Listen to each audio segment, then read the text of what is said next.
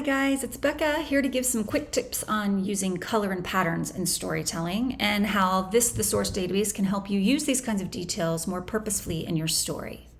Now, some of you may think that describing colors and patterns is pretty standard. You might wonder if we really need to think much about how to describe them. And you also might worry that too much work in this area will result in flowery descriptions that don't sound natural. And these are good things to think about because regardless of what we're describing, we don't want to weigh the story down with purple prose or awkward language choices to try and make the writing sound smarter or more sophisticated. Description, whether it's a color, character trait, emotion, or something else, needs to serve the story in a meaningful way because this is what draws readers in. So let's take a look at how you can use this thesaurus to achieve that purpose.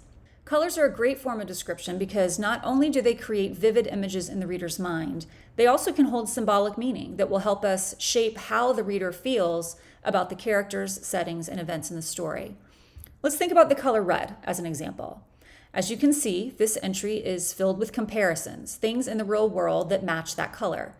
Now, all reds aren't created equal, so we've split this range of comparisons into light, medium, and dark shades.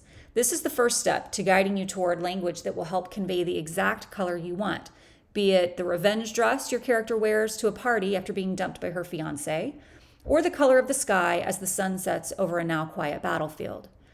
When it comes to a revenge dress, well, a person can't help but think of a rich ruby color that sticks to every curve, a look at me Jessica Rabbit number that's a physical reminder to the foolish ex of what he gave up.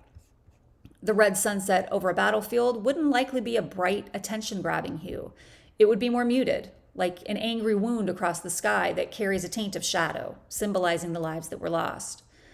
The perfect comparison, combined with precise language, can create symbolism that draws readers deeper into the story. A well-planned description can also lead the reader to certain feelings, realizations, and views about the story, characters, and what may be happening beneath the surface. Colors often have different words to describe them, and at times you may want to use those alternatives. This is fine when it's done in the right way at the right time. A character who's taken a long snowy walk in wintertime might return with cherry-colored cheeks. That makes sense. But if you describe a demon's eyes as glowing like cherries, well, that doesn't quite work. It would be better just to say they're red. Sometimes the simplest descriptions are the strongest ones. Symbolism is something we cover much more fully in the Theme and Symbolism Thesaurus, so I encourage you to check that out. But the truth is that symbols are all around us, and readers are hardwired to make associations when they see certain words and comparisons. The language you choose influences what they'll see, think, and feel, so make use of the colors and patterns in your story to drop those meaningful clues for readers. For more ideas on how to get the most mileage from these details and help readers imagine your characters, places, and events more clearly, check out the tutorial for this thesaurus. Happy writing!